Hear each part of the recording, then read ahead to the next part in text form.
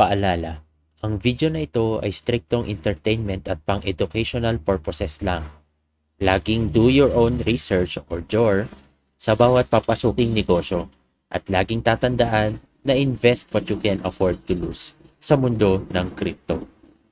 Yo, what's up guys? It's Yugen and welcome back na naman sa panibagong video. And today, i-review naman natin isang management game at parang Farmville concept na game na pwede kang kumita. So, nandito tayo ngayon para i-review ang Rice City. Let's go. Okay. So, Rice City, ito ang site natin, ricecity.io.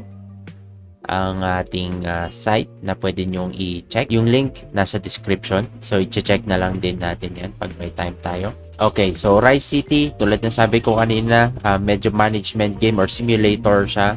Rice City is an NFT play-to-earn game in which you will have to build your own city to earn rewards. So, magbibuild ka ng sarili mong city. And, nandito yung contract niya. Ituturo natin mamaya kapag nagustuhan niyo yung concept ng game or willing kayo na mag-invest sa game na to. Nandito yung contract address niya para hindi tayo mapunta sa kung ano-anong side or kung ano-anong contract address. So, and isang feature niya is Oracle system siya, meaning kahit tumaas, bumaba value, same pa din yung bibili natin. Or same pa din yung presyo ng pagbili natin. So, we will implement a revolutionary Oracle system from day 0 or sa simula pa lang. This will ensure that the game can last a long time. Okay, pang long term. No BNB fees. All action carried out within the game will not require payments since everything will be paid with internal currency of the game. Okay, so wala siyang gas fees tulad ng iba. And daily quests and more. We want to make game style with a gameplay in which the user never runs out of things to do. Okay, so para mas mahaba yung playtime natin dito, you will always have a mission available on the map, be it cleaning the city or completing secondary missions. Okay, so marami tayong pwedeng gawin, maraming mga quests na pwede ipagawa sa atin. So, which is cool. And available siya on chart ng PooCoin, Coin Market coming soon. Yes, and then under Binance Smart Chain siya. Okay, under Binance Smart Chain. Pero so far, pagpasok ko pa lang dito, hindi pa tayo nire-require na mag-connect. Siguro, mamaya pag pinindot na natin yung play button, tsaka tayo i-require na pumasok dyan. Pero so far, hindi pa natin ako-connect yung wallet natin. And, buy or ina-advertise din siya ng Coin to Fish. Kasi yung maker netong Rice City is the same as sa Coin to Fish. Mamaya ipapakita ko sa inyo yung sino yung gumawa nito. Nag-iisa lang siya actually. Yan. All around siya dito sa game na to. So, titignan natin kung worth it nga ba mag-invest dito or makita ninyo yung capability nung developer mismo netong game. Yan. So, ito yung roadmap natin. Nasunod na siya from October 1 to November 5. Nandyan na lahat yan. Month of November, yan. Nagkaroon ng pre-sale house packs nung mga nakaraang last week. Nagkaroon ng pre-sale ng mga gamit dito sa ano. Okay, tapos na yung test phase, in-game economy. Yan. Enable access for everyone within the game, city cleaning system, and winning prizes. Wala pa. So, on the process pa lang siya. End of December o November-December, yung daily quest, world chat from City Hall, in-game friend quest, visit other people's city, free map design. Oh, okay. So, may free map design. So, pwede ka din gumawa ng sarili mong terrain. Tignan natin yan in the future. And socials natin is nasa Telegram, Twitter, and Discord. Yan. So, basically, yun yung laman ng site ng Rice City. And titignan natin yung white paper natin. Yan. So, may kita nyo na dito. Yan. Rice City, passive game in which you will not have to do anything other than claim once you have the buildings. So, idle type siya na game. So, pwede mo lang siyang iiwan and mag-claim ka lang daw. Yun na yung trabaho natin dito. Okay, first priority, kailangan nating i-build. You will need materials that will appear on the map every day. Okay, A total of 18 materials you can purchase per day, 6 of each, wood, iron, and stone. When you have the houses ready, you can inhabit them with villagers to increase their productivity. Parang ano din siya, pag naglalaro kayo ng SimCity, Farmville, yung mga management games and strategy games, ito yung para sa inyo. Building, yan. So, may kita natin dito. Ito yung mga requirements para mag-create ka ng isang building.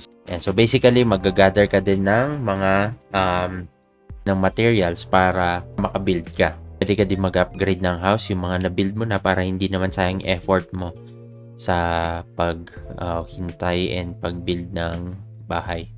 So, pwede siyang may upgradability din siya. Important buildings, marketplace, and tool stores. Okay, so ito. Energy system. Energy will be essential to perform functions in Rice City. In our Rice City, Rice Hospital building, you can buy mushrooms which will provide you with energy. Okay, so kailangan din ng energy. Magkano? $8, $20, and $30. I see. May kita nyo dito yung profit natin every day. Yan. So, nandito lahat yung mga kailangan natin. So, Rice City has 2 currencies for users to interact with. Ito yung RSC, Rice City Token, cryptocurrency built on Binance Smart Chain, BEP20, and coins in-game token. So, in-game token. The team, yan. So, mag-isa lang niya. Consists of only one person, a programmer, one person, a programmer, designer, YouTuber, and streamer who is in charge of the entire project. Yan, siya lahat gumawa nito. I have extensive knowledge in all areas of programming, design, security, so don't worry, you are in good hands. So, ito yung social networks niya. So, tignan natin siya sa Twitter. Yan, mas mabilis tignan ng Twitter. Yan, si paring Alex. Yan, kamusta paring Alex? So, pag titignan nyo sa PooCoin, kakasimula lang niya na-register December 1 kahapon. And ito ang current performance niya. So very early pa lang or very fresh pa lang yung game. And second day ngayon ng play to earn. So, ano yung pagpasok natin? So, dito na tayo nire-require na pag-entry. Okay. Connect. Sign in. Ito na kagad. Naka-pre-built na kagad siya. Okay. So, may mga naka-ready na siya na build. Gagather mo na lang yung materials. 5 energy. Ano to? Experience box. Earn 1 to 5 experience daily. Okay. Collect. Wood. May energy lagi. Nasaan ba energy ko? Wala pa akong energy. So, kanina sabi sa hospital ka daw makakakuha ng mushroom. Yan. So, basically, hindi tayo makagalaw hanggat hindi natin nalalagyan yung MetaMask natin ng coin. So, paano kumuha ng token na RSC para malaro natin o masimulan natin itong gather resources? Pupunta tayo sa PancakeSwap.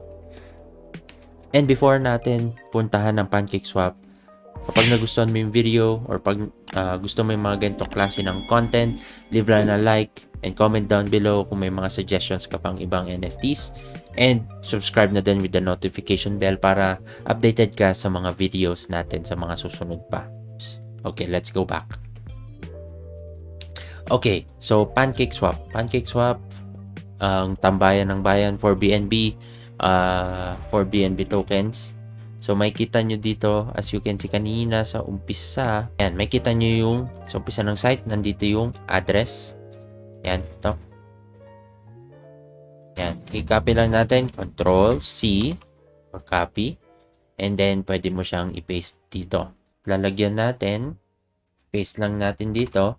Lalabas yung RSC na token. So, import natin and then may dyan, may notif na anyone can create BEP20. Import lang natin. And may kita na natin yung performance niya. So, basically, nagdi-decline siya at the moment, which is a good buy or a good time to buy habang mura pa siya. Yan, 36.2. Then, after nyan, ready na nating i-swap. Yan, as nakikita nyo dito, almost wala nang laman yung BNB natin. Nagkakaroon pa rin ng BSC update. Hindi pa din ako makatransfer dahil sa mga updates na nagaganap. And by the time na nagre-record ako na ito, usually lahat nagkakaroon ng market correction. And almost lahat ng chart natin ngayon nasa red, which is also a good time to buy. Yan, always buy the dip, and of course hindi to financial advice, and invest what you can afford to lose. Lagi tayo dyan, and always do your own research. Yan, so after nyan, pwede mo na i-swap and ready mo nang i-transfer ulit sa in-game feature natin. Now, yan. So, yun lang, dun magtatapos yung ating short review about RSC. Kung gusto niyo siyang investan, or pag may nagdadalawang isip pa kayo, you can always do your own research. Of course, iba yung pagkakaintindi niyo sa pagkakaintindi ko, and always invest what you can afford to lose. Now, pag nagustuhan mo yung video, leave lang ng like, lagay lang sa comment down below kung may mga suggestion ka pa na NFT na pwede nating i-review. Yan, and subscribe na din pag hindi pa kayo nakasubscribe. Ayun lang guys, happy earnings, you get out.